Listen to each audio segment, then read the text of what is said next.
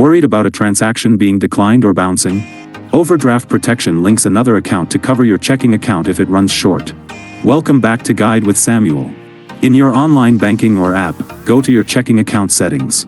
Look for Overdraft Options or Overdraft Protection. You can typically link your Bank of America savings account, a second checking account, or a credit card as a backup source.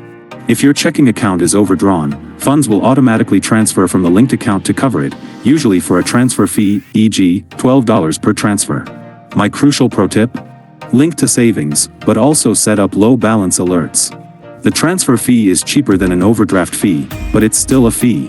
The best strategy is to link a savings account as a safety net and set up a low balance alert in the app to notify you when your balance drops below a threshold you set, so you can transfer money yourself first. Choose a protection plan that minimizes fees and stress. Do you use overdraft protection, or do you rely on your own monitoring? For more guides on avoiding banking fees, hit subscribe. Thanks for watching. I'm Samuel, and I'll see you next time.